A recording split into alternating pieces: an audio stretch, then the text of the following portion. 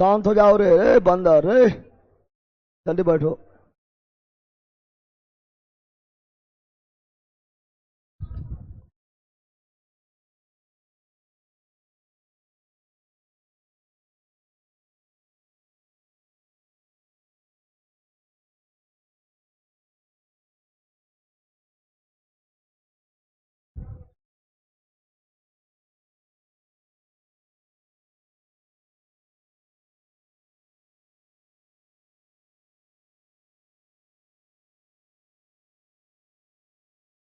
Internet connect ना है।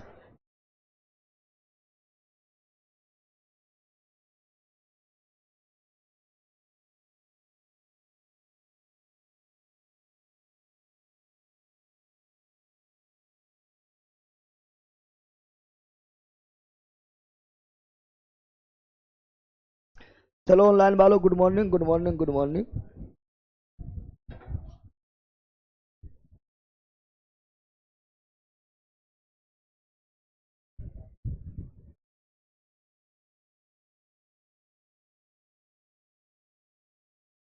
Good morning सब लोग को।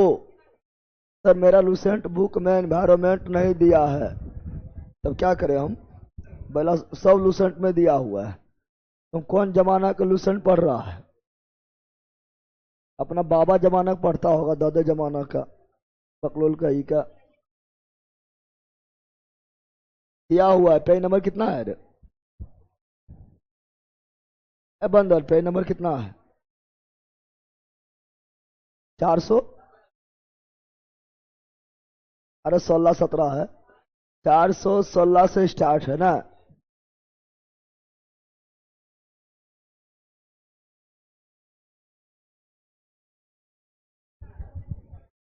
पकड़ा है।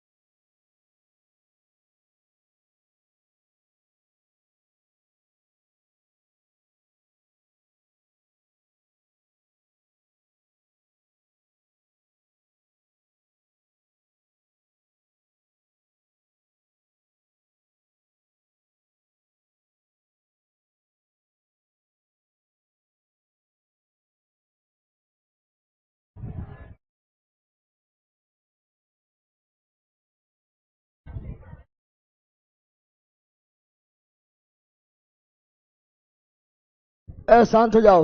कल हम लोग कहाँ तक पढ़े थे? क्वेश्चन नंबर 16 ना? तरीके तो हम सब टाइम मेरा ऐसे ले लेगा।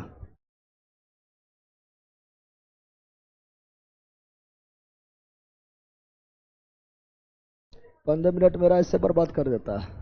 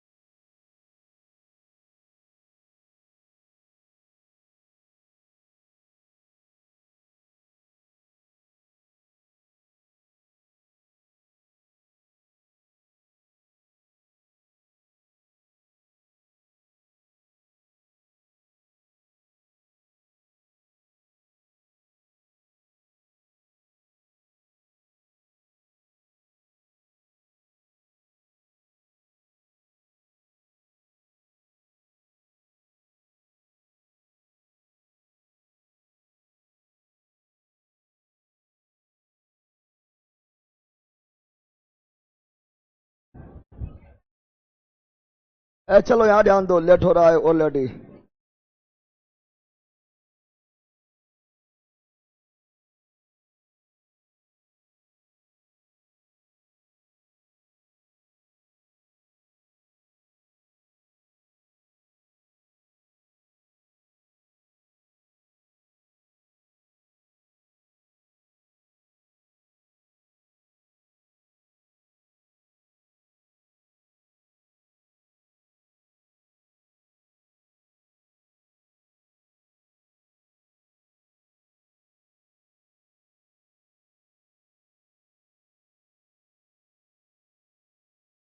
चलो यहाँ ध्यान दो, हम लोग कल जो है क्वेश्चन नंबर 60, क्वेश्चन नंबर 60 तक लगा चुके थे, लगाए थे अंडे। क्वेश्चन नंबर कहाँ तक लगाए थे?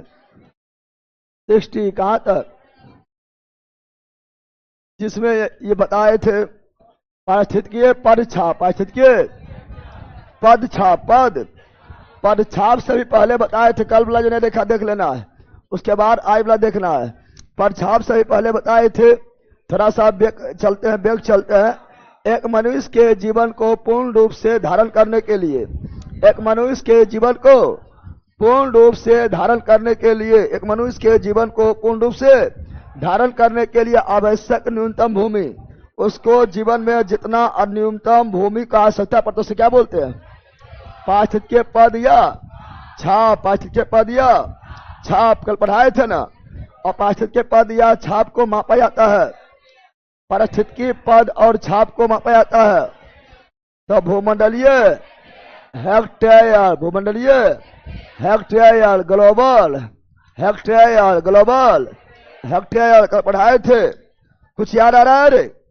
चलो कल ही सब बताए थे, है ना। फिर बताए थे भूमंडलीय हेक्टेयर को, भूमंडलीय हेक्टेयर, ग्लोबल हेक्टेयर। पारिस्थितिकीय पद छाप को ग्लोबल हेक्टेयर में मापा जाता है, पारिस्थितिकीय पद छाप को ग्लोबल हेक्टेयर में मापा जाता है। यही आपका है global hectare, global hectare. GHA का पूर्ण रूप क्या है?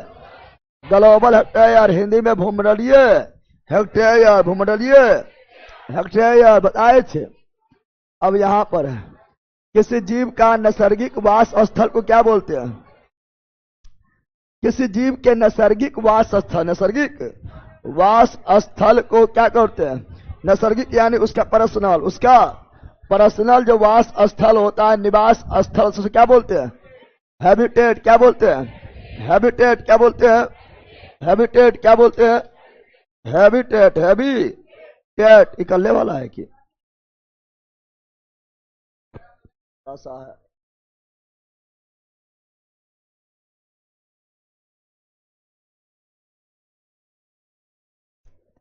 तो क्या बता रहा है? किसी जीव का नैसर्गिक वास स्थल, उसका जो पर्सनल वास स्थल होता है, उसका निवास यानी हैबिटेट, हैबिटेट निवास स्थल यानी हैबिटेट, हैबिटेट कहलाता है। पारिस्थितिकी नीचे की संकल्पना प्रतिपादित किया है। नीचे क्या है? तो उसका आवास है। क्या है?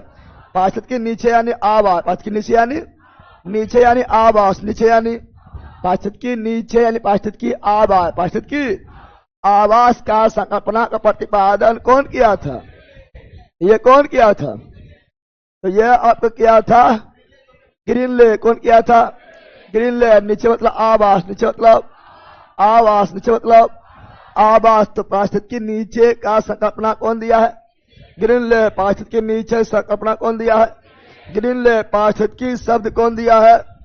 पारिस्थितिकी यानी इकोलॉजी, इकोलॉजी शब्द कौन दिया है? Ernest hacker. इकोलॉजी शब्द कौन दिया है? Ernest Haeckel. Ernest hacker. Ecology की परिभाषा भी कौन दिया है? Ernest Haeckel. अर्नेस्ट हैकर इकोलॉजी का जनक बोलते हैं। अर्नेस्ट हैकर इकोलॉजी जनक बोलते हैं। अर्नेस्ट हैकर आधुनिक इकोलॉजी जनक। पी ऑडम आधुनिक इकोलॉजी जनक। पी ऑडम आधुनिक इकोलॉजी जनक। पी ऑडम इकोसिस्टम, इकोसिस्टम यानी पारितंत्र, पारितंत्र या पारिस्थितिकी तंत्र। पारिस्थितिकी तंत्र शब्द कौन दिया है? एजी टंसले 1935 पारिस्थितिकी के नीचे शब्द कौन दिया है? ग्रीनेल। क्या कौन दिया है? ग्रीनेल। कौन दिया है? ग्रीनेल। कौन दिया है? ग्रीनेल। बताओ पारिस्थितिकी में नीचे का अर्थ क्या होता है? पारिस्थितिकी में नीचे का अर्थ क्या है? समुदाय पारितंत्र में जीव का अपना स्थान, वही निवास स्थान। निवास ये बताए चले। नीचे का मतलब उसका आवास, उसका यानी जीव का अपना स्थान, जीव का अपना स्थान। तो पारिस्थितिकी नीचे में नीचे का मतलब क्या होता है? समुदाय या पारितंत्र। पारितंत्र को ही बोलते हैं पारिस्थितिकी तंत्र। पारिस्थितिकी तंत्र में अपना स्थान, अपना यानी निवास स्थान। निवास स्थान को नीचे क्या बोलते हैं? ओवरशूट का मतलब क्या है? ओवरशूट का मतलब क्या है? संसाधन का समुचित उपभोग, संसाधन का नग्न उपभोग, संसाधन का अल्प उपभोग या संसाधन का अति उपभोग। ओवर क्या है? ओवर का मतलब हो जाएगा अति। न बोलता ओवर हो गया, ओवर न बोलता है, बोलता ओवर हो गया। क्या हो गया? ओवर मतलब बहुत ज्यादा, बहुत ज्यादा बोलता है। तुम लोग ये बोलता है कि अब ओवर हो गया, अब बर्दाश्त नहीं कर वो, यानी अब अति हो गया। क्या हो गया? अति। क्या हो गया? संसाधन का अति उपभोग या दोहन को बोलते हैं ओवरशूट। क्या बोलते हैं? ओवरशूट। क्या कहा जाता है? ओवरशूट कहा जाता है। पारिस्थितिकी में एक समय अवधि में किसी क्षेत्र के पारप और जंतु के समुदाय का कार्मिक पुनर्वितरण को कहा जाता है। पारिस्थितिकी में एक समय अवधि, एक निश्चित अवधि में किसी क्षेत्र के पारप और जंतु के समुदायों, किसी क्षेत्र के पारप और जंतु के समुदायों का कार्मिक पुनर्परिवर्तन, पुनः परिवर्तन को कहा जाता है इकोलॉजिकल सक्सेशन। Ecological succession. किसी पारिस्थितिकी में क्या होता है? जैसे यहाँ पारप है ना, पारप को कभी जो है बकरी खा रहा है, अब यहीं पर पारप को हरिन आ जाएगा, ठीक है ना। अब यहीं पर पारप को जो है ना खरगोश या कुछ वगैरह आ जाएगा। तो परिवर्तन जो हो रहा है, परिवर्तन जो हो रहा है, कभी ये एक ही क्षेत्र में, ठीक है ना। तो पारिस्थितिकी में एक समय अवधि में किसी क्षेत्र के पारप और जंतु के समुदायों का कार्मिक परिवर्तन को इकोलॉजिकल सक्सेशन, सक्सेशन कहा जाएगा। याद रखना, ये सब टर्मोलॉजी है। निम्नलिखित में कौन एक पारिस्थितिकी अनुक्रम के लिए जाना जाता है? पारिस्थितिकी अनुक्रम। निम्नलिखित में कौन पारिस्थितिकी अनुक्रम के लिए जाना जाता है? क्लीमेंट्स। यह वैज्ञानिक का नाम है। जैसे बोले पारिस्थितिकी अभी बताए थे, अभी आप लोग को बताए थे पारिस्थितिकी नीचे कौन दिया? ग्रीनेल। कौन दिया है? पारिस्थितिकी नीचे शब्द कौन दिया है? ग्रीनेल। कौन दिया है? ग्रीनेल। उसी प्रकार ठीक है ना, एक पारिस्थितिकी अनुक्रम, अनुक्रम वही ecological succession. Ecological succession, ecological succession को क्या बोलते हैं?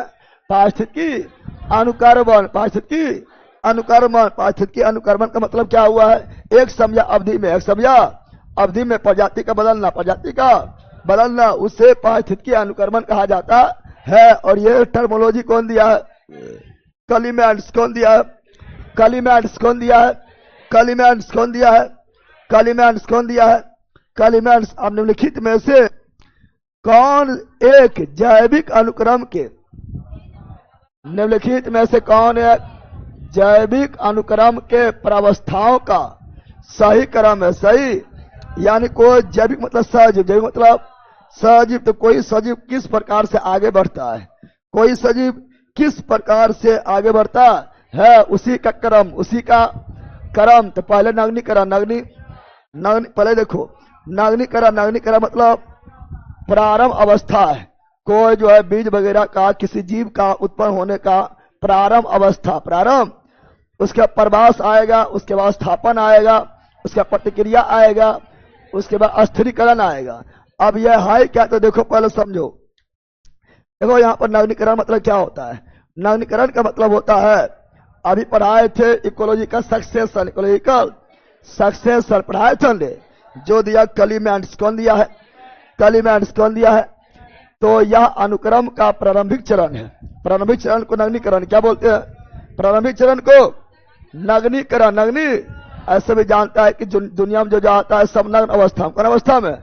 प्रारंभिक चरण को नग्नीकरण। यह अनुक्रम का प्रारंभिक चरण है। इसमें किसी प्राकृतिक आपदा है ना, ज्वालामुखी विस्फोलन या वन की कटाई के कारण एक ऐसा क्षेत्र बनता है जो सभी प्रकार के जीवन से पूरी तरह रहित है, यानी कोई जीवन वहां नहीं है, खत्म हो गया है, यानी नग्न हो जाता है। तो नग्नीकरण। नग्नीकरण पहला क्या है? नग्नीकरण क्या है? उसका प्रवास क्या आता है? प्रवास में क्या होता है? अब वहां पर जहां कुछ भी नहीं है नग्नीकरण हो गया है, नग्नीकरण हो गया है, रहित हो गया है। अब इस चरण में बीज या बीजाणु या जीव प्रवेश करेगा। अब कुछ वहां पर नहीं है, अब प्रवेश करेगा वहां नया नया, है ना। इस चरण में, कौन चरण में? प्रवास प्रवास प्रवास। इस चरण में बीज बीजाणु या जीवों का हवा, पानी या अन्य माध्यम से, ये हुआ जैविक, ये हुआ अजैविक, ना हुआ, के माध्यम से इस खाली क्षेत्र में प्रवेश करता। प्रवेश करना को ही बोलते हैं प्रवास। क्या बोलते हैं? अब प्रवेश कर जाएगा तो फिर क्या होगा? स्थापन। क्या होगा? स्थापन। क्या होगा? यानी अब नए क्षेत्र में पहुंचने के बाद बीज का अंकुरण, बीज का अंकुरण होगा। क्या होगा? पौधे या जीव वहां के पर्यावरण के अनुकूल, है ना, ढल कर अपने जल जमाता है, स्वयं को स्थापित करता है। उसे क्या बोलते हैं? स्थापन। पहले जो है किसी घटना कारण वहां सब कुछ नष्ट हो जाएगा, तो नग्नीकरण। नग्नी अब वहां पर बीज या बीजाणु या जीव वहां पर प्रवेश करेगा। प्रवास क्या? और फिर वहां पर अपने आप को स्थापित करेगा, अपने आप को स्थापित करेगा। वो स्थापन। ओ स्थापन। उसका प्रतिक्रिया क्या होगा? प्रतिक्रिया में क्या होता है? स्थापित प्रजातियां पर्यावरण के साथ प्रतिक्रिया करता है। वहां जो जीव जंतु रह गया है अब वो पर्यावरण के साथ प्रतिक्रिया करता है और अपने आप को जीवित रखने का प्रयास करता है, और मिट्टी, नमी, पोषक तत्वों जैसे कारकों को संशोधित करता है, जिससे वो नई क्षेत्र और बड़ी प्रजातियों के रहने योग्य बन जाए। धीरे धीरे अपना क्षेत्र फैलाएगा, पर्यावरण के अनुकूल अपने आप को ढाल लेगा, और लास्ट में स्थिरीकरण। स्थिरी यानी यह अनुक्रम का अंतिम चरण है। पहला था नग्नीकरण। क्या था? नग्नीकरण। और अनुक्रम का अंतिम चरण अस्थिरीकरण। अनुकरण का अंतिम चरण अस्थिरीकरण पहला चरण, नग्नीकरण पहला चरण, नग्नीकरण। नग्नीकरण के बाद प्रवास, नग्नीकरण के बाद प्रवास, प्रवास के बाद स्थापन, स्थापन, प्रवास के बाद स्थापन, प्रवास के बाद स्थापन, उसके बाद प्रतिक्रिया, उसके बाद अस्थिरीकरण। याद हुआ?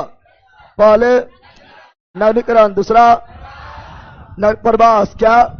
प्रवास, तीसरा स्थापन, चौथा प्रतिक्रिया, पांचवा अस्थिरीकरण। नग्नीकरण में कुछ भी नहीं, नग्नीकरण में कुछ भी नहीं, नग्नीकरण में वहां पर कुछ भी नहीं पाया जाएगा।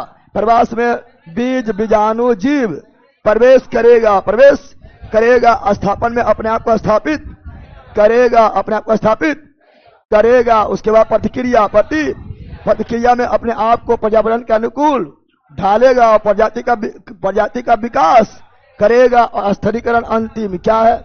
अंतिम चरण। अंतिम चरण अब याद हो गया होगा। अरे याद हुआ रे बंदर? यानी अब बताओ, इसे क्वेश्चन सबसे थोड़े बनेगा, पढ़ले रहेगा तब ये बनेगा, ऐसे कोई उपाय नहीं है।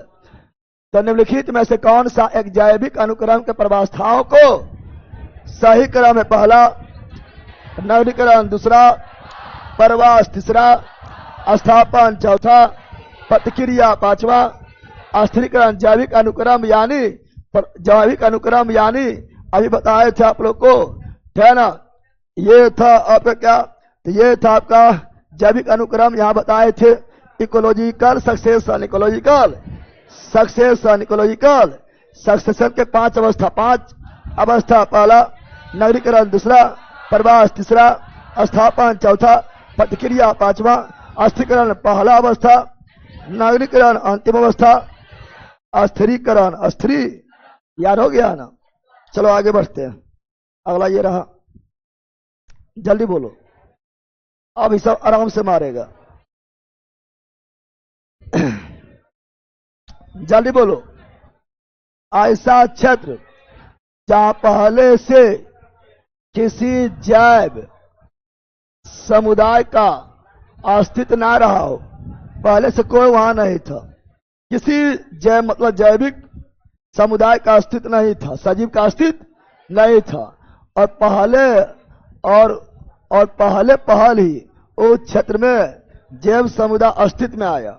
उससे पहले कोई अस्तित्व नहीं था, पहले वहां पर कोई अस्तित्व में आया, पहले आया, इसलिए प्राथमिक अनुक्रमण, पहले आया इसलिए प्राथमिक अनुक्रमण। हाँ, कोई नष्ट हो जाता और उसके स्थान पर कोई दूसरा आता, द्वितीयक अनुक्रमण, इतना सिंपल है ना रे। चलो नेक्स्ट, ये बताओ वैसा अनुक्रमण को क्या कहते हैं जो प्राथमिक अनुक्रमण क्षेत्र में उपस्थित जैव समुदाय के प्राकृतिक या मानवीय कारण से नष्ट हो जाने पर जैव समुदाय पुनर्विकसित होता है। एगो नष्ट हो गया है, उसके स्थान पर दूसरा पुनर्विकसित हुआ है, तो क्या हो जाएगा? द्वितीय अनुक्रमण। सिंपल है, सिंपल ना है। चलो नेक्स्ट, जल्दी बताओ। एक क्षेत्र के वनस्पतियों के समूल विनाश हो गया है, समूल विनाश वन की समूल, एक क्षेत्र के वनस्पति के समूल विनाश वन की आग द्वारा हो गया है, आग के द्वारा पूरी तरह से विनाश हो गया है, ठीक है ना। जितना भी वन था वो आग के द्वारा क्या हो गया? विनाश। क्या हो गया है? विनाश। तब वहां पर अनुक्रमण प्रारंभ करने के लिए, अब वहां कुछ होने रहा है, अब फिर वहां से विकसित होगा, अनुक्रमण शुरू करेगा, ठीक है ना। अनुक्रमण शुरू करने से पहले कौन आएगा? सबसे पहले वहां कौन प्रकट होगा? अब दिमाग लगाओ, पहले पारक पर्वत आएगा, पहले घास आएगा, कि पहले लाइकन आएगा, या पहले माउस जो है ब्रायोफाइटा है, लाइकन जो है शैवाल कवक के बीच सहजीवी संबंध है। तो कहीं भी सबसे पहले पनपता है बिना बुलाए, बिना बुलाए पहले कौन आता है? घास। कौन आता है? घास। कौन आता है? और घास के बाद ये सभी पनपेगा, लेकिन पहले कौन आएगा? घास। Option number C, option number C. चलो बताओ, समुदायों का पूर्ण क्रम जो क्रमशः एक निश्चित स्थान पर बदलता है कहलाता है। समुदायों का पूर्ण क्रम जो निश्चित स्थान पर बदलता है, सीयर, सीआर नहीं, सीयर, सीयर क्या बोलते हैं? तो समुदायों का पूर्ण क्रम जो क्रमशः निश्चित स्थान पर बदलते रहता है, जैसे पहले प्राथमिक अनुक्रम, फिर उसके स्थान पर द्वितीयक अनुक्रम, फिर उसके स्थान पर तृतीयक अनुक्रम, ये जो बदल रहा है इसे क्या बोलते हैं? सीयर। क्या बोलते हैं? सीयर। क्या बोलते हैं? सीयर। याद रखा टर्म है सीयर। क्या है? सीयर। नेक्स्ट, जल्दी बोलो।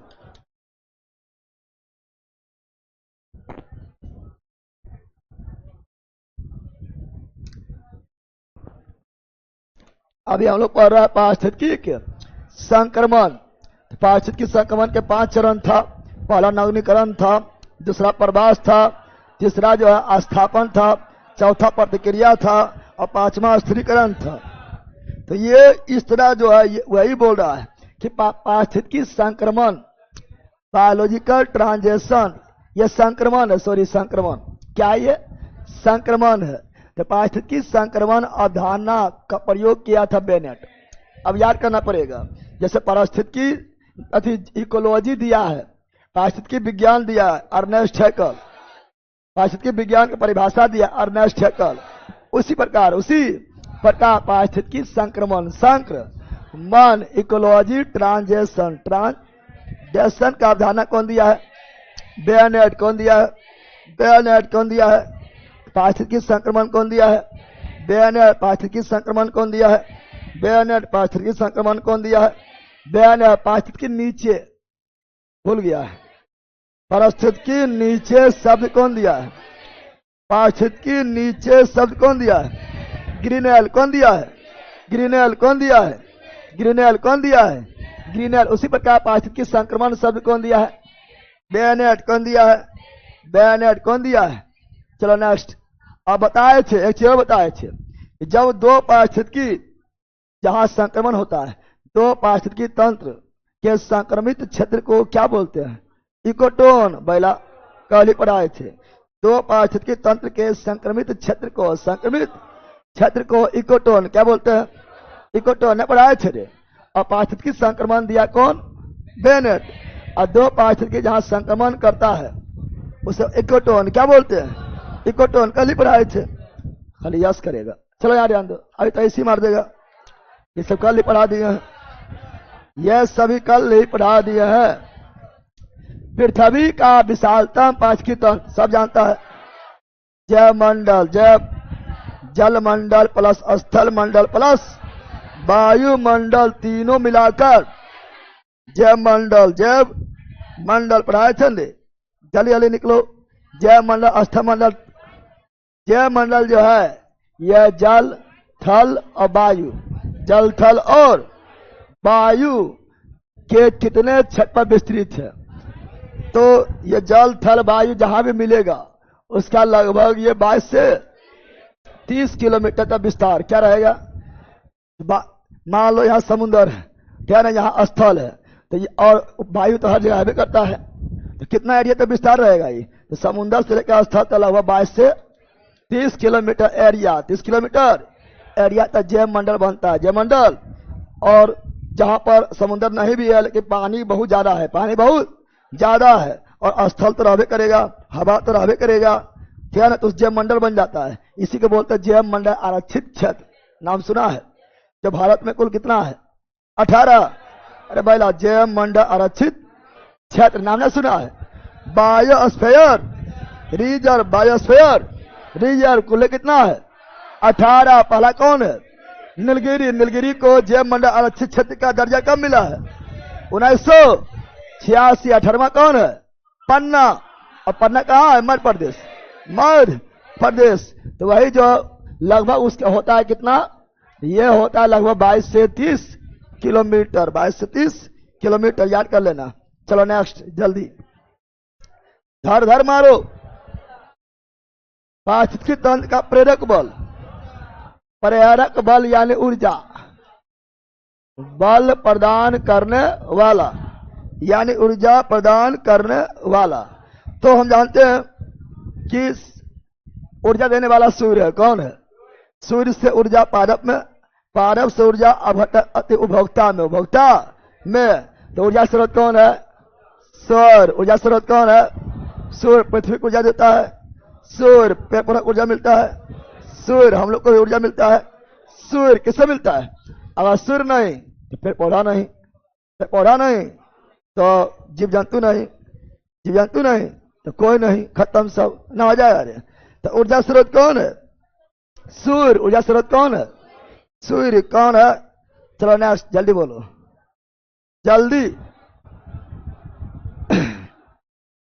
जल्दी बोलो। सौर ऊर्जा का मात्र छोटा सा अंश पृथ्वी पहुंचता। हाँ, सूर्य जो है बहुत ज्यादा गर्म है ना है रे, लगभग जो है 6500 डिग्री सेल्सियस गर्म है, बहुत ज्यादा गर्म है, और उसका बहुत छोटा सा अंश पृथ्वी पर पहुंचता है। और जितना पहुंचता है उसका मात्र पेड़ पौधा 1 से 2% प्रकाश संश्लेषण के लिए मात्र 1 से 2% ऊर्जा लेता है। बहुत छोटा पहुंचता है, सब पहुंच जाएगा पृथ्वी जल जाएगा, न जल जाएगा, ठीक है ना। कारण या अल्पांश सौर ऊर्जा पारिस्थितिकी तंत्र को सुचारू रखने के लिए पर्याप्त। हाँ, इतना ही पर्याप्त है, पर्याप्त न अति हो जाता है, ना हो जाता है गर्मी लग रहा है, पंखा चालू करना पड़ रहा है, कूलर चालू करना पड़ रहा है, एसी चालू करना पड़ रहा है, तब भी ऐसे डुला रहा है, हाथ से न डुला रहा है, तो अति हो जाता है, ना जाता है। तो इतना ही काफी है, ज्यादा आएगा तो फिर खत्म, ठीक है ना। तो ये भी सही और यह भी सही, यह भी, और इतना ही पर्याप्त है, इतना ही। इसीलिए सौर ऊर्जा का मात्र छोटा सा अंश पृथ्वी पर पहुंचता है। चूंकि ज्यादा पहुंचेगा तो अपर्याप्त हो जाएगा, पृथ्वी फिर न रहेगा, समझ गया है ना। तो व्याख्या भी कर रहा है, तो ऑप्शन नंबर ए। चलो नेक्स्ट, पारिस्थितिकी निकाय में ऊर्जा प्राथमिक स्रोत क्या है? ऊर्जा जब भी बोलेगा तो ऊर्जा स्रोत है सूर्य। बोला पृथ्वी को ऊर्जा मिलता है सूर्य, पेड़ पौधा को ऊर्जा मिलता है सूर्य, पारक ऊर्जा मिलता है सूर्य, सभी को ऊर्जा मिलता है सूर्य। तो ऊर्जा स्रोत कौन है? सूर्य। Option number C, option number C. चलो नेक्स्ट, विभिन्न रूप में संरक्षित सौर ऊर्जा का उदाहरण है। संरक्षित सौर ऊर्जा यानी सौर ऊर्जा को अपने अंदर भंडारित करता है। गेहूं खेत, हाँ ये पारफ है तो इसको तो चाहिए ही सौर ऊर्जा। सौर ऊर्जा हम लोग पशुओं के लेबर, पशुओं के या आदमियों का समूह, आदमियों के पशु हो या आदमी, पशु हो या आदमी, इसको भी धूप चाहिए ना चाहिए रे? सुबह सुबह धूप चाहिए, विटामिन डी हम लोग को भी चाहिए। हम लोग के बॉडी में कुछ ऊर्जा जो है विटामिन डी के रूप में संचित हो जाता है। सूर्य का ऊर्जा सभी चाहिए, सभी को, लेकिन ज्यादा चाहिए पारव, ज्यादा चाहिए पारव, फिर उससे हम लोग ले लेंगे। तो सभी दिया हुआ है, इसलिए सभी क्या मारेंगे? इनमें से सभी, इनमें से सभी। चलो नेक्स्ट, जयमंडल, जयमंडल पृथ्वी के अपेक्षाकृत पतली परत है। हाँ तो लगभग है 22 से 30 किलोमीटर, 30 किलोमीटर। और पृथ्वी बहुत विशाल है। पृथ्वी क्या है? बहुत विशाल है, बहुत। और उसमें से 22 से 30 किलोमीटर क्या बहुत ज्यादा हो गया?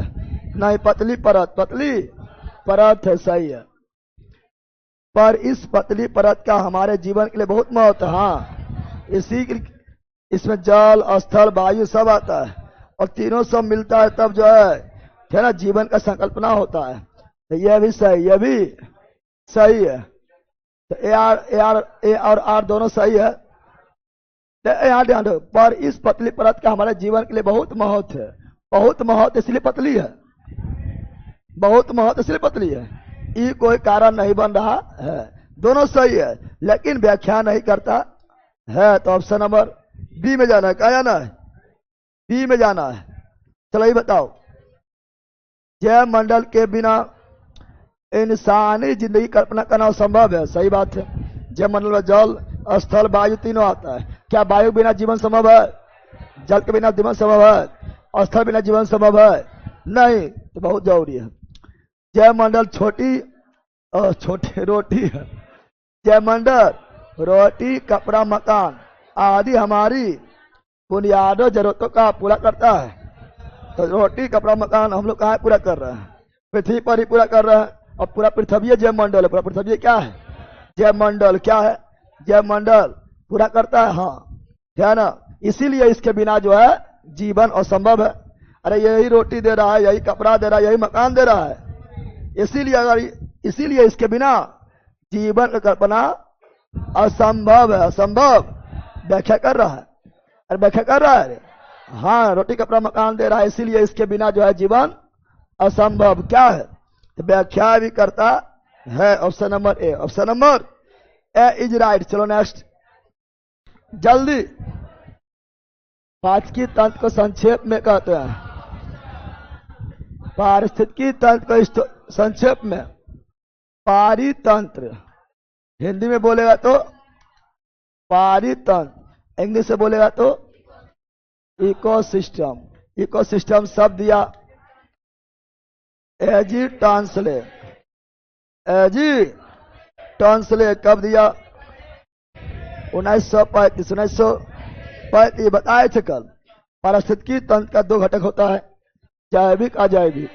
जैविक और अजैविक। जैविक में सजीव, अजैविक में निर्जीव। और बताए थे कल इकोसिस्टम दो प्रकार का होता है, एक मानव यानी कृत्रिम और दूसरा प्राकृतिक। एक कृत्रिम और दूसरा प्राकृतिक। कृत्रिम का मतलब हुआ जहां जिस पारिस्थितिकी तंत्र में मनुष्य का योगदान हो, मनुष्य के योगदान के फलस्वरूप बना हो, उसे कृत्रिम। और जिससे मनुष्य का योगदान नहीं हो, प्राकृतिक। जैसे सागर, प्राकृतिक। समुद्र, प्राकृतिक, है ना? नदी, प्राकृतिक, है ना? मरुस्थल, प्राकृतिक। मरुस्थल, प्राकृतिक। जंगल, प्राकृतिक, यानी वन, प्राकृतिक। खेती, खेती किया जाता है, कृत्रिम खेती, कृत्रिम बागवानी, कृत्रिम पार्क लगाते हैं, कृत्रिम पार्क, कृत्रिम तालाब भी कृत्रिम है। लेकिन कभी कभी तालाब खुद बनता है किसी क्रिया के द्वारा, तो उसे प्राकृतिक किया जाता है। तो ऑप्शन के अनुसार वो मारते हैं उस समय उस समय ऑप्शन देखते हैं कि ज्यादा कौन ऑप्शन हो सकता है। चलो नेक्स्ट, पाचकी तंत्र की संकल्पना एजी टॉन्सले 1935 पढ़ा दिए थे ने।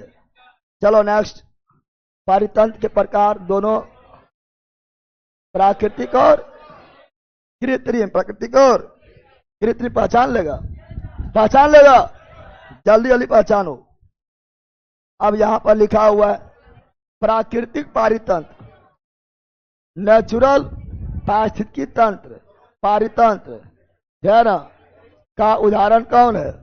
अब ये टेरेस्ट्रियल यानी स्थलीय, हाँ स्थलीय हो सकता है, जैसे मरुस्थल स्थलीय है, जंगल स्थलीय है, वन स्थलीय है, सागर जलीय है, स्थलीय है, सागर जलीय है, समुद्र जलीय है ना है, तो दोनों एक्वेटिक मतलब जलीय है, एक्वेटिक मतलब जलीय, तो दोनों हो सकता है, इसलिए option number C is right, C is right. चलो नेक्स्ट जल्दी,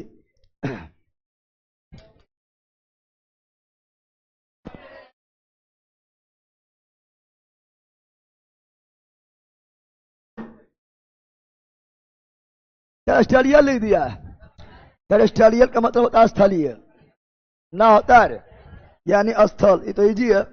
चलो ये बताओ,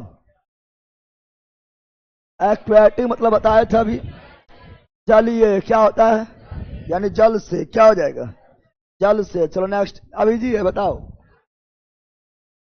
अभी इजी चलेगा। निम्नलिखित में से कौन सा एक स्थलीय प्राकृतिक, स्थलीय बोल रहा है, स्थल पर स्थल, जंगल क्या स्थलीय, घास भूमि क्या स्थलीय, लेकिन स्थलीय प्राकृतिक पारिस्थितिकी का उदाहरण नहीं है, नहीं है। जंगल स्थलीय, घास स्थलीय, रेगिस्तान पूरी तरह स्थलीय। धान के लिए चाहिए पानी बहुत ज्यादा, पानी में जमर रहे चाहिए। धान खेती किया है, धान खेती किया है, पानी एकदम जमा रहना चाहिए, न चाहिए ज्यादा, इसको पानी चाहिए। स्थलीय स्थल पर तो सब रहबे करता है, लेकिन पानी जमा हुआ चाहिए, न चाहिए, और कटाई के समय सूख जाना चाहिए। अब तो हो गया तो सूख जाए, तो पानी एकदम जो है होना चाहिए, है ना। इसीलिए धान का खेत क्या होगा, जलीय, क्या हो जाएगा, जलीय, क्या हो जाएगा। तो यहाँ क्या बोल रहा है, स्थलीय नहीं है,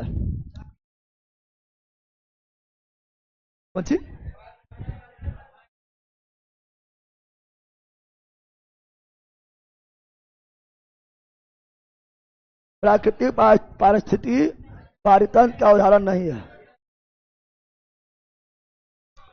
कहाँ प्राकृतिक है, प्राकृतिक भी नहीं है, प्राकृतिक भी नहीं है, प्राकृतिक भी नहीं है। Option number D, option number, ये हो गया प्राकृतिक, ये प्राकृतिक, और ये प्राकृतिक, प्राकृतिक भी नहीं है, तो option number D, option number. चलो ये, निम्नलिखित में कौन सा एक जलीय प्राकृतिक पारिस्थितिकी तंत्र का उदाहरण नहीं है, जलीय नहीं है, जलीय समुद्री जलीय, जहाँ नदमुख, जहाँ पे एचुरी बनाता है, नर्मदा डेल्टा, नर्मदा ताप्ती, जहाँ नदमुख एचुरी बनाता है, झील जलीय, पार्क स्थलीय, पार्क स्थलीय, लेकिन पार्क है कृत्रिम, स्थलीय में भी कृत्रिम, चूंकि अपने पार्क बनता है क्या, आप बोला यस सर, पार्क बनाया जाता है। चलो नेक्स्ट आगे, और सबसे बड़ा इसमें कौन है, समुद्र, सबसे अस्थायी कौन है, समुद्र, और सबसे अस्थायी मरुस्थल। निम्नलिखित में से कौन सा पारितंत्र प्राकृतिक है, प्राकृतिक, खेत है कृत्रिम, खेती किया जाता है, इसलिए क्या है, कृत्रिम। क्या है, आम के बाग, बाग बगीचा लगाया जाता है, मानव का योगदान है, इसलिए कृत्रिम। एक्वेरियम मतलब मछली घर, जो शीशा में रंग बिरंगा मछली होता है ना, या कहीं कहीं घूमने जाएगा एक्वेरियम में तो वहां खाली मछली रहेगा, ये मनुष्य द्वारा निर्मित है, लेकिन घास जो है अपने आप होता है, इसलिए यह प्राकृतिक। क्या है? इस सब तो आराम से मार देगा। चलो नेक्स्ट, जल्दी मारो, जल्दी ऑनलाइन वालो, जल्दी मारो ऑनलाइन वालो। निम्नलिखित में से कौन सा एक कृत्रिम पारितंत्र है? कृत्रिम, कृत्रिम। देखो यहाँ तालाब भी दिया हुआ है और खेत भी दिया हुआ है, तब ऑप्शन के अनुसार खेत में जाएंगे। और खेत नहीं रहता, वन रहता, समुद्र रहता और तालाब रहता, मरुस्थल रहता। मान लो 4 ऑप्शन रहता, समुद्र रहता, मरुस्थल रहता, वन रहता और तालाब रहता। और उसके बाद पूछता कृत्रिम, तालाब भी मानव द्वारा बनाया जाता है तो तालाब मारते, लेकिन यहाँ क्या मारेंगे? खेती तो हमेशा मानव भी करता है, इसीलिए यहाँ पर कृत्रिम पारितंत्र क्या होगा? खेत। क्या होगा? खेत। तो ऑप्शन को अनुसार चुन लेना है। चलो नेक्स्ट, जल्दी। कौन कृत्रिम पारिस्थितिकी तंत्र है? बोला है निम्नलिखित में कौन कृत्रिम, क्या बोला है? कृत्रिम पारिस्थितिकी तंत्र है। तो खेती क्या है? कृत्रिम। और खेती क्या है? कृत्रिम। घास, प्राकृतिक वन, प्राकृतिक झील, प्राकृतिक सागर, प्राकृतिक मरुस्थल, प्राकृतिक जंगल, प्राकृतिक तुम लोग। चलो यहां ध्यान दो। निम्नलिखित में से पारिस्थितिकी तंत्र का किसे कृत्रिम रूप से वर्गीकृत किया जाता है? पार्क कभी भी अपने ना होता है, पार्क को हमेशा, गार्डन को हमेशा मानव द्वारा निर्मित किया जाता है, उसे ढाला जाता है, इसलिए पार्क क्या होगा? कृत्रिम। क्या होगा? अब तो बन जाएगा। चलो नेक्स्ट, जल्दी पकड़ो, यहां ध्यान दो। निम्नलिखित में से कौन सा एक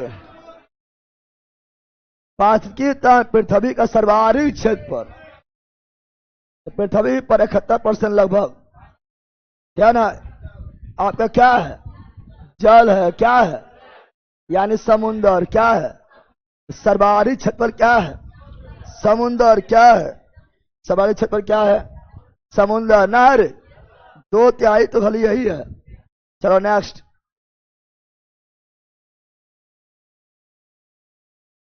निम्नलिखित में कौन एक विश्व का विशालतम पारिस्थितिकी तंत्र है? सबसे विशाल कौन है? समुन्द्र। कौन है? समुन्द्र नहीं है, क्या ना। और हम जानते हैं पृथ्वी जो है ना वो मात्र अति धरती 29% है, स्थल जो है 29% है, और समुन्द्र जो है वह 71% है। विशालतम कौन हुआ? समुन्द्र। कौन हुआ? Option number A. नेक्स्ट, जल्दी। सबसे अधिक अस्थिर, तो अस्थिर बोलेगा तो सागर या महासागर, और सबसे ज्यादा अस्थिर मरुस्थल।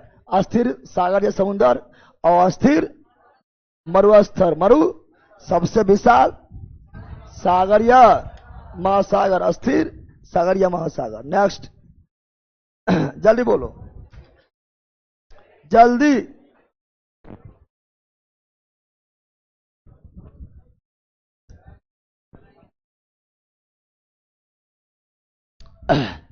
निम्न में से कौन एक पारिस्थितिकी तंत्र के संबंध में सही नहीं है?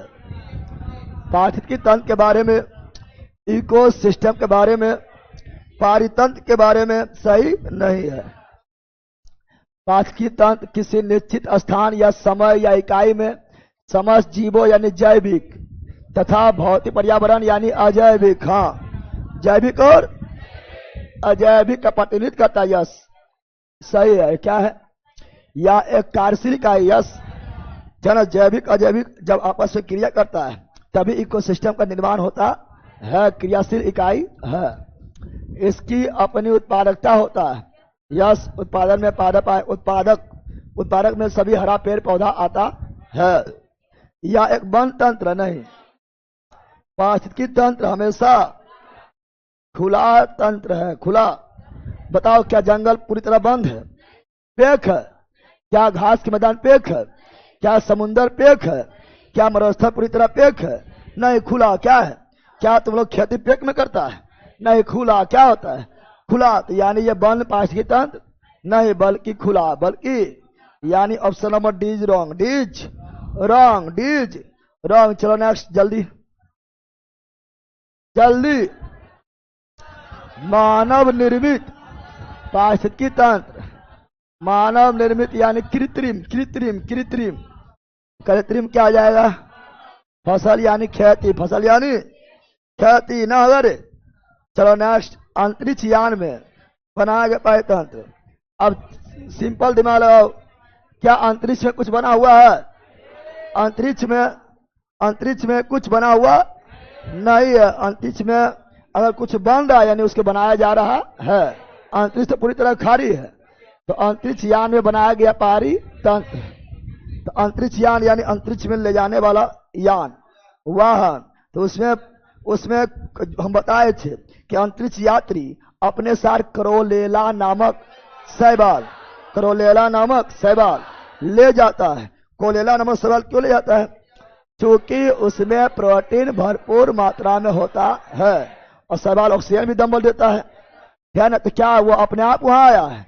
करोलेला को ले जा रहा है, यानी उसका जो है वहां पर खेती हो रहा है, यानी वो है कृत्रिम। क्या है? कृत्रिम पारितंत्र। अंतरिक्ष पारितंत्र नहीं मार देना। पारितंत्र तो ये होता है या तो कृत्रिम या तो प्राकृतिक। इन्हें कि सर अंतरिक्ष मारिए, दो हमें करता है पहला, ठीक है। चलो नेक्स्ट, जल्दी। निम्नलिखित में से कौन सा एक मानव निर्मित पारितंत्र नहीं है? मानव निर्मित नहीं है, यानी कृत्रिम नहीं है, यानी प्राकृतिक है। प्राकृतिक है तो वन क्या है? प्राकृतिक। खेती क्या है? कृत्रिम। बगीचा क्या है? कृत्रिम। बाग क्या है? कृत्रिम। पार्क क्या है? कृत्रिम। गार्डन क्या है? कृत्रिम।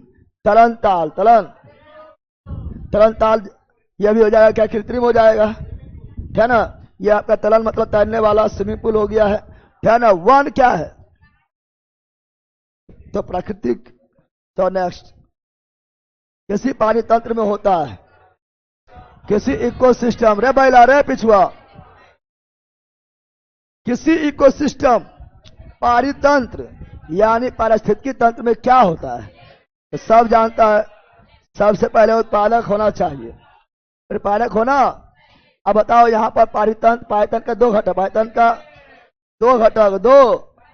पारितंत्र का दो घटक होता है, जैविक और अजैविक। अजैविक में ही आएगा उत्पादक, जैविक में ही आएगा उपभोक्ता, जैविक में ही आएगा अघटक। ये तीनों में जीवन है न। जैविक किसमें आएगा? लेकिन परिस्थितिकी तंत्र में केवल जैविक से काम चलेगा, अजैविक भी चाहिए। अजैविक भी यानी प्रकाश, वायु, जल, मिट्टी, तापमान, आर्द्रता, ये भी चाहिए भी। यानी पारितंत्र के दो घटक, जैविक और अजैविक, जैविक और अजैविक। नेक्स्ट, जल्दी जल्दी। जैविक अजैविक संगठक के बीच बिचौलिया काम। जैविक अजैविक यानी सजीव और निर्जीव के बीच बिचौलिया काम उत्पादक कौन करता है? कैसे करता है? क्योंकि सूर्य से आता है क्या? सूर्य, यह पादप क्या है? पादप क्या है? पादप ही जो है सूर्य से लिया प्रकाश, क्या लिया है? प्रकाश। क्या लिया है? वातावरण से CO2, वातावरण से CO2, मिट्टी से जल, मिट्टी से जल, मिट्टी से इसमें खुदे होता है क्लोरोफिल। क्या होता है? क्लोरोफिल। और ये चारों के मदद से भोजन बनाता है। क्या हम प्रकाश को खुद भोजन के रूप में ले सकते हैं? नहीं। जल ले सकते, जल पीते हैं, लेकिन जो उसको भोजन में हम कर सकते हैं? नहीं। क्या CO2 ले सकते हैं? नहीं। क्लोरोफिल ले सकते हैं? नहीं। अब इससे भोजन बनाया, अब भोजन फिर कौन लेगा? हम लोग, यानी उपभोक्ता। कौन लेगा?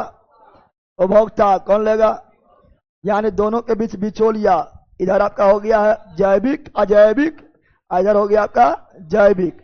ऐसे ये भी जैविक के है, लेकिन दोनों भी बिचौलिया काम कौन किया है? पादप। पादप को ही बोलते हैं उत्पादक, पादक को ही बोलते हैं। उत्पादक यानी जो सपोसी होता है, जो अपना भोजन खुद बनाता है। चलो नेक्स्ट, जल्दी जल्दी।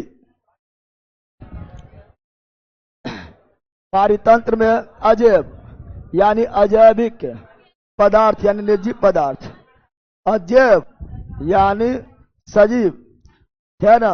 तो पारितंत्र में अजैव पदार्थ, जैव पदार्थ में अजैव पदार्थ, अजैव पदार्थ में पारितंत्र में अजैव पदार्थ, जैव पदार्थ में अजैव पदार्थ, अजैव पदार्थ में निरंतर परिवर्तित होते रहता है।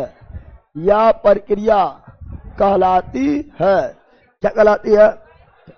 बायो केमिकल साइकिल, भू रासायनिक, हिंदी में याद रखना, हिंदी में लिख देगा, भू रासायनिक चक्र, भू रासायनिक चक्र, भू रासायनिक चक्र, biochemical cycle, biochemical cycle, biochemical, जैव का अजैव में, अजैव का जैव में, जैव का अजैव में, अजैव का जैव में निरंतर बदलना, निरंतर बदलना, बायोकेमिकल साइकिल, भू रासायनिक चक्र। चलो नेक्स्ट, जल्दी बोलो जल्दी, ये तो आराम से मार देगा। पारितंत्र के जैविक घटक, जैविक यानी सजीव, क्या उत्पादक जैविक है? हाँ, उत्पादक में सभी पेड़ पौधा आता है, हरा पेड़ पौधा आता है, सजीव है। उपभोक्ता है, हाँ उपभोक्ता में हम लोग खुद आते हैं, दोनों क्या आ जाएगा? ऑप्शन नंबर सी, बन रहा है आराम से। चलो नेक्स्ट, जल्दी बताओ, सबको बनना चाहिए चूंकि इतने बार बोल रहे कुछ कहने नहीं। पारितंत्र का जैविक संघटक उत्पादक होता है, जैविक में भी उत्पादक कौन? तो उत्पादक कौन होता है? सपोसी। उत्पादक यानी अपना भोजन खुद बनाने वाला, यानी प्रकाश संश्लेषण करने वाला, यानी सभी हरा पेड़ पौधा, सभी हरा पेड़ पौधा सपोसी क्या होता है? सपोसी यानी उत्पादक क्या होता है? उत्पादक। चलो नेक्स्ट, जल्दी बोलो, बिचौलिया काम यही करता है, जल्दी बोलो। निम्नलिखित में कौन प्राथमिक उत्पादक है? उत्पादक जब भी बोलेगा, उत्पादक जब भी बोलेगा यानी सपोसी, स यानी अपना भोजन खुद बनाने वाला, तो उत्पादक कौन हो जाएगा? हरा पेड़ पौधा, हरा पेड़ पौधा। अगर इसको सजाएंगे तो इसको खाएगा टिड्डा, कौन खाएगा? टिड्डा खाएगा, मेढक, मेढक खाएगा, सर्प खाएगा। अब यहां पर बात करेंगे तो ये हुआ उत्पादक, क्या हुआ? सपोसी, उत्पादक, उत्पादक को खाने वाला। प्राथमिक उपभोक्ता, प्राथमिक उपभोक्ता, प्राथमिक उपभोक्ता उत्पादक को खाने वाला, प्राथमिक उपभोक्ता, प्राथमिक खाने वाला। द्वितीयक उपभोक्ता, द्वितीयक अद्वितीयक खाने वाला। तृतीयक उपभोक्ता, तृतीयक उपभोक्ता, तृतीयक उपभोक्ता। प्राथमिक उपभोक्ता हमेशा शाकाहारी, अरे पेड़ पौधा खा रहा है ना। प्राथमिक उपभोक्ता हमेशा शाकाहारी, शाकाहारी होता है, और द्वितीय उपभोक्ता हमेशा मांसाहारी, मांसाहारी होता है ना। सर्वाहारी भी हो सकता है लेकिन मांसाहारी होना फिक्स है क्योंकि ये इसी को खाता है, ठीक है ना। अब उत्पादक पोषण का शुरुआत, पोषण का शुरुआत, अरे पेड़ पौधा से पोषण कौन लिया है? हरा पेड़ पौधा, हरा पेड़, यानी पोषण का शुरुआत यहीं से हुआ है।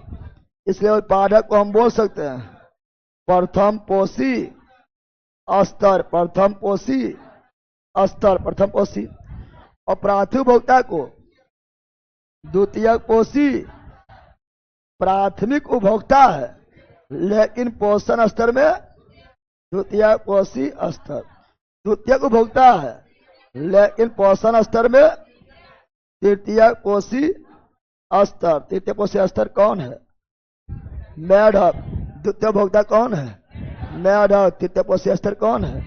मेढक। तृतीय पोषी स्तर, तृतीय उपभोक्ता को चतुर्थ पोषी अस्तर चतुर्थ पोषी अस्तर कौन है? सांप। तो क्या ये सभी आराम से लिख सकता है?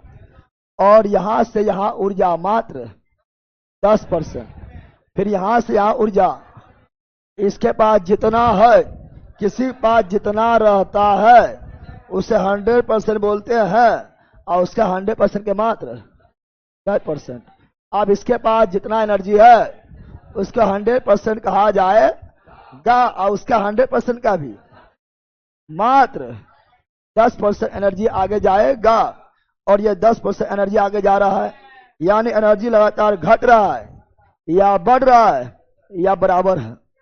देखो हम जानते हैं बराबर ही लोग बोलेगी।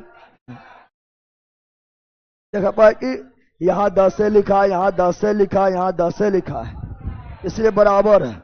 सब दिमाग में जरा लगाती है, बकलोली कहेगी। अभी बोले कि उसके पास जितना 100% है और उसके 10% जा रहा है, यानी घट रहा है, लगातार एनर्जी घटता है। और ये 10% ऊर्जा नियम दिया है। लिंडमैन कौन दिया है? लिंडमैन कौन दिया है? लिंडमैन कौन दिया है? तो ऊर्जा घटता है, लेकिन जहर रहेगा तो लगातार बढ़ेगा, लगातार बढ़ेगा। संवर्धन का मतलब बढ़ना, संवर्धन का मतलब बढ़ना, संवर्धन मतलब, अब मान लो बोलेगा कहीं संवर्धन लिखा हुआ है, संवर्धन का मतलब वृद्धि। क्या होता है? वृद्धि। क्या होता है? जैसे कीट संवर्धन, कीट का वृद्धि, कीट का वृद्धि, कीट का वृद्धि। मछली संवर्धन, मछली का वृद्धि। मधुमक्खी संवर्धन, मधुमक्खी का वृद्धि। बैला संवर्धन, बैला की वृद्धि। काकरोच संवर्धन, काकरोच की वृद्धि। हॉलैंड। चलो आप सुनो, अब कितना लोग बोलेगा सर यहां ना समझे, लगातार कैसे घट रहा है? मान लो हरा पौधा पास 1000 कैलोरी ऊर्जा था, 1000 कैलोरी ऊर्जा था, इसका मात्र 10% यहां जाएगा। 10% कितना होगा? 10% कितना होगा? 100। कितना? यहाँ 1000 था, यहाँ कितना पहुंचा? 100। अब 100 का मात्र 10% जाएगा, यानी 100 का 10% 10। अब इसका भी केवल 10% जाएगा, तो एक कितना ऊर्जा लगातार नहीं घट रहा है, 10% आगे जा रहा है। इसी का नियम दिया लिंडमैन। कौन दिया है? लिंडमैन। कौन दिया है? Option number A, option number. और ये एक दिशीय है, और एक दिशा समझा जा रहा है, एक दिशीय, एक दिशीय, एक दिशीय है।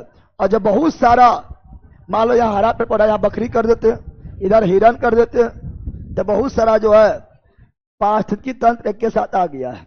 और जब बहुत सारा पारिस्थितिकी तंत्र, इकोसिस्टम एक ही साथ आ जाएगा, तो उसे आहार जाल, आहार जाल या खाद्य जाल या फूड जाल का निर्माण करता है। पता है ना? यहाँ बहुत चीज बता आप लोग को, जिससे आगे क्वेश्चन में काम आएगा। समझ गया? यहाँ बहुत सारा चीज बताए थे, इस क्वेश्चन पूछा जाता है। Option number A, option number A is right. चलो आगे नेक्स्ट, जल्दी। अब धर धर बोलना है। पारिस्थितिकी तंत्र के जैविक संगठक में, जैविक में भी उत्पादक, तो उत्पादक हमेशा हरा पेड़ पौधा, हरा पेड़ पौधा। नंबर पर है। चलो नेक्स्ट। हरा पेड़ पौधा अपना भोजन किस प्रक्रिया द्वारा? प्रकाश संश्लेषण। कोई भी बोलेगा। ऊर्जा स्रोत कौन है? सूर्य। चलो नेक्स्ट। हरे पेड़ पौधा के किस भाग में प्रकाश संश्लेषण? हरा पत्ती में, क्योंकि वहीं पर क्लोरोफिल होता है। इसमें टाइम पास करने का फायदा बिल्कुल नहीं। चलो नेक्स्ट, जल्दी।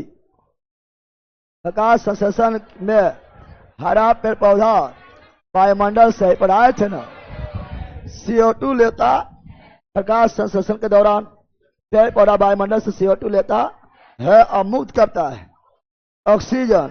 और प्रकाश संश्लेषण दिन की रात में, केवल दिन में होता है। क्योंकि प्रकाश दिन में ही मिलता है, लेकिन श्वसन दिन रात हमेशा होता है। और पेड़ पौधा श्वसन में हम ही लोग के जैसा ऑक्सीजन लेगा और CO2 छोड़ेगा, लेकिन प्रकाश संश्लेषण में CO2 लेगा, ऑक्सीजन छोड़ेगा। तो option number A, option number A right. Next, जल्दी। छोड़ता है, छोड़ना मतलब उन्मुक्त करता है। CO2 लिया और छोड़ा है ऑक्सीजन। चलो नेक्स्ट, जल्दी। यदि संसार के सभी पेड़ पौधा मर जाए, सभी पेड़ पौधा मर गया है, तो किसी की कमी कारण सभी जीव जंतु मर जाएगा। पेड़ पौधा ऑक्सीजन का निर्माण करता है, पेड़ पौधा नहीं तो जीव जंतु भी नहीं, बैला भी नहीं, बंदर भी नहीं, कॉकरोच भी नहीं, तो सब खत्म। यानी ऑक्सीजन के अभाव के कारण सब खत्म। Option number B. नेक्स्ट, जल्दी। हरे पौधे के हरे पत्ते में मौजूद हरित वर्ण क्लोरोफिल जो प्रकाश संश्लेषण की प्रक्रिया समय बनाता है, क्लोरोफिल, जिसमें मैग्नीशियम क्या होता है, मैग्नीशियम। नेक्स्ट, समुद्री जगत में पाए जाने वाला प्राथमिक उत्पादक, समुद्री जगत में पाए जाने वाला प्राथमिक उत्पादक, समुद्र में मुख्य रूप से शैवाल क्या पाया जाता है, और शैवाल के अध्ययन को फाइकोलॉजी। समुद्र में मुख्य रूप से शैवाल पाया जाता है, शैवाल पाया जाता, और समुद्र में शैवाल होता है उसे बोलते हैं फाइटोप्लैंक्टन। फाइटो यानी समुद्र का है ना, मुख्य रूप से प्राथमिक उत्पादक कौन है, फाइटोप्लैंक्टन। समुद्र में पेड़ होगा, पौधा होगा, झाड़ी होगा, झाड़ी वगैरह किनारा मिलता है, समुद्र बीच में मिलता है, तो शैवाल क्या मिलता है, फाइटोप्लैंक्टन, फाइटोप्लैंक्टन। नेक्स्ट, जल्दी। सभी वातावरण में, सभी नहीं समुद्री, समुद्र बोल दिया है, समुद्री वातावरण में प्राथमिक उत्पादक वही फाइटोप्लैंक्टन, फाइटोप्लैंक्टन। नेक्स्ट, प्रकाश संश्लेषण द्वारा ऊर्जा का कितना प्रतिशत भाग प्रकाश ऊर्जा से रासायनिक ऊर्जा में कन्वर्ट हो जाता है, ज्यादा नहीं, मात्र 1 से 2%। यह नहीं मारना है, मात्र 1 से 2%। Option number A, option number A. चलो नेक्स्ट, किसी पारितंत्र में वह जीव जो अपना भोजन के लिए दूसरे पर निर्भर होता है, ले दूसरा पर निर्भर है, प्रोड्यूसर मतलब उत्पादक, यानी सपोषी है, अपना भोजन खुद बनाएगा, सभी हरा पेड़ पौधा। कंज्यूमर मतलब यह तो निर्भर रहता है, कंज्यूमर मतलब उपभोक्ता, यही जो है पेड़ पौधा पर निर्भर रहता है या दूसरा जीव पर निर्भर रहता है, जैसा हम लोग खुद hand. Option number B. Decomposer मतलब अपघटक, ये जब सड़ गल जाएगा, मर जाएगा पेड़ पौधा जीव जंतु, यानी प्रोड्यूसर उत्पादक, कंज्यूमर उपभोक्ता मर जाएगा, उसे सला गलाकर फिर से वातावरण में मिला देगा, डिकम्पोजर।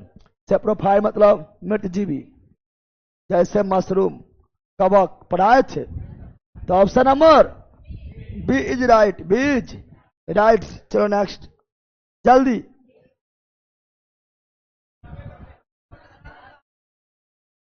एक खार स्तर के दूसरे खार स्तर में जाने पर ऊर्जा का ह्रास होता है। अभी बताए थे ऊर्जा आगे केवल 10% ही जाता है। ह्रास कितना हुआ, ह्रास कितना हुआ, 90। कितना हुआ, कितना लोग 10 मार रहा है, की पूछ रहा हूँ देखो, 10 ऑप्शन में भी ना है, तो हरास कितना हुआ? 90। आगे बढ़ा 10%। नेक्स्ट, जल्दी जल्दी बोलो। खाद्य श्रृंखला के आधार पर जीवधारी होता है। खाद्य श्रृंखला के आधार पर जीवधारी क्या होता है? खाद्य श्रृंखला के आधार पर जीवधारी होता है शाकाहारी। जरूरी नहीं है, मांसाहारी भी हो सकता है, सर्वाहारी भी हो सकता है। यहाँ क्लियर नहीं किया है। अगर यहाँ प्राथमिक भोक्ता क्या लिख देता, प्राथमिक भोक्ता भी लिख देता, तब हाँ प्राथमिक भोक्ता शाकाहारी होता है ना। श्रृंखला में प्राथमिक भोक्ता आता है। श्रृंखला में पहले आता है उत्पादक, फिर आता प्राथमिक भोक्ता, फिर द्वितीय भोक्ता, तब 10 उत्पादक जो है अति होता है, हरा पेड़ पौधा यानी सभी पादप होता है। प्राथमिक भोक्ता शाकाहारी होता है, द्वितीय भोक्ता मांसाहारी होता है। लेकिन क्लियर नहीं किया है, यहाँ क्लियर किया हुआ है। प्रकाश संश्लेषण जो करेगा वो पादप क्या होगा? पादप। तो खाद्य श्रृंखला के आधार पर जीवधारी। आधार या तो बेस में समझ लो। बेस कौन चीज? बेस या वह सूर्य कौन है? और इससे ऊर्जा कौन लिया? पादप। पादप से कौन लिया? प्राथमिक भोक्ता। प्राथमिक से कौन लिया? द्वितीय भोक्ता। द्वितीय से कौन लिया? तृतीय भोक्ता। अब आधार बेस तो यही हुआ। बेस कौन हुआ? आधार कौन हुआ? यही। अगर ये नहीं तो कोई भी नहीं, तो बेस यही हुआ। बेस क्या हुआ? अब बोलेगा सर सूर्य नहीं मार सकते हैं, सूर्य जीवधारी थोड़े है। अब बोलेगा इसको हटा देंगे तो ये खत्म। हाँ सही बात है, लेकिन वो जीवधारी है कि नहीं? इसलिए आधार कहाँ शुरू हुआ? पादप से। इसलिए प्रकाश संश्लेषण करने वाला पादप। क्या? पादप। नेक्स्ट, जल्दी। जीव जो सिर्फ पौधा पर जीवित रहेगा शाकाहारी, और केवल मांस पर जीवित रहेगा मांसाहारी। या तुम लोग राक्षसहारी। राक्षस, राक्षस है ना? राक्षस है ना? सर्वाहारी राक्षसहारी। चलो नेक्स्ट, जल्दी। निम्नलिखित में से प्राथमिक भोक्ता है। प्राथमिक भोक्ता मतलब पेड़ पौधा को खाने वाला, पादप पर जीवित रहने वाला शाकाहारी। और द्वितीय भोक्ता हमेशा मांसाहारी। मांसा।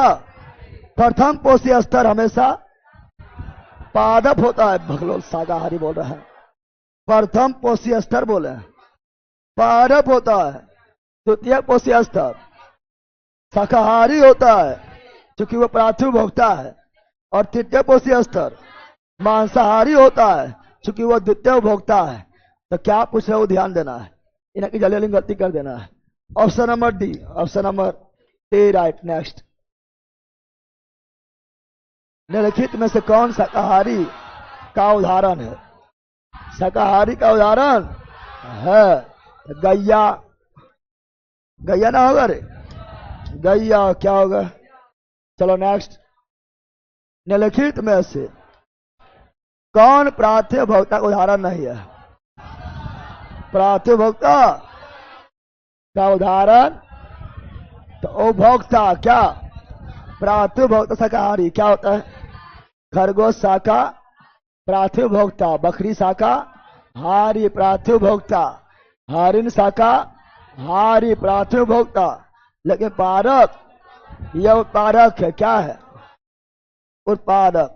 यह प्राथमिक भोक्ता नहीं, बल्कि यह प्रथम पोषी स्तर। इससे नहीं बनेगा, ये सब नॉर्मल है, खुदे बनाते जाओ जल्दी जल्दी। बताओ यहां एक पारिस्थितिकी तंत्र में निम्नलिखित में से कौन प्राथमिक भोक्ता है? प्राथमिक भोक्ता। और प्राथमिक भोक्ता हमेशा शाकाहारी होता है। हिरण क्या है? शाकाहारी, यानी दू होगा, दू होगा, दू। लोमड़ी मांसाहारी, बाघ मांसाहारी। 3 और 4 नहीं होगा, 3 और 4 नहीं होगा। छट गया है, ये क्या होगा? ये अच्छा चींटी जो है सर्वहारी में आ जाता है, परंतु ऑप्शन के अनुसार की मारेंगे? अरे चींटी देखो, तू चींटी देखना, वो तुमको भी काट लेगा और चीनी को भी चाट लेगा। ना चाटता है? सर्वहारी क्या होता है? सर्वहारी, परंतु ऑप्शन के अनुसार तो कहाँ जाएंगे? ये तीनों खत्म ना हो गया है, तो कहाँ जाएंगे? Option number A, option number A. Next, जीव जो प्राथमिक भोक्ता को अपना भोजन बनाता है, प्राथमिक को खाने वाला, द्वितीय प्राथमिक खाने वाला, द्वितीय द्वितीय को खाने वाला, तृतीय तृतीय खाने वाला, चतुर्थ ना हो जाएगा? ये तो नॉर्मल है। चलो नेक्स्ट जल्दी। मांसाहारी जीव किसका उदाहरण है? द्वितीय भोक्ता। द्वितीय भोक्ता हमेशा मांसाहारी होता है। कीड़ा खाने वाला, मेढक, चूहा, बिल्ली एवं हरिण खाने वाला लोमड़ी। कीड़ा खाने वाला मेढक, कीड़ा खाने वाला चूहा, है ना? कीड़ा खाने वाला मेढक, चूहा खाने वाला बिल्ली, हरिण खाने वाला लोमड़ी। कीड़ा खाने वाला मेढक, चूहा खाने वाला बिल्ली, हरिण खाने वाला लोमड़ी, यानी शाकाहारी को खा रहा है। अरे कीड़ा शाकाहारी खा गया मांसाहारी, चूहा शाकाहारी खा गया ये मांसाहारी, हरिण शाकाहारी खा गया ये मांसाहारी। मांसाहारी यानी द्वितीयक उपभोक्ता ना हुआ, द्वितीयक उपभोक्ता। चलो नेक्स्ट। निम्नलिखित में कौन सर्वहारिक उदाहरण नहीं है? अब देखो ना, प्लांट और पादप। प्लांट यानी पादप, पादप यानी सभी हरा पेड़ पौधा, ये तो उत्पादक है, सर्वहारी तो होगा नहीं। यानी ये क्या है? सर्वहारी। ठीक मतलब सुअर, रेट मतलब चूहा, ककड़ मतलब टचट्टा। तुम्ही लोग ये कॉकरोच के बारे में पता है ना? कॉकरोच को अगर मुंडी काट भी देगा ना, तभी लगभग वो जिंदा रहेगा 1 सप्ताह। समझ आ गया? कॉकरोच के मुंडी काट देने के बावजूद भी 1 सप्ताह तक जीवित होता है, क्योंकि कॉकरोच श्वसन करता ट्रेकिया। किससे? ट्रेकिया, मुख से नहीं, ट्रेकिया। किससे? ट्रेकिया श्वसन करता है, और ट्रेकिया उसका बॉडी के बाहर खुलता है, बॉडी के बाहर। अब बोलेगा जब श्वसन करते हैं, मुंडी काट दिए तभी श्वसन कर रहा है, 1 सप्ताह बाद मर कहल गया है। खिलाते के अरे खाते मुँह से रे, पीते कौन चीज से? तेल चाटेगा किससे? मुँह से न। बताओ, इसीलिए 1 सप्ताह बाद मर जाता है। टचट्टा जो कुछ भी खा सकता है, कुछ मतलब तुमको भी लकड़ी, साबुन, थे ना, लबर, थे ना, कपड़ा, कुछ भी, तेल, कुछ भी चट कर सकता है। ज्यादा करेगा तेल चट, क्या करेगा?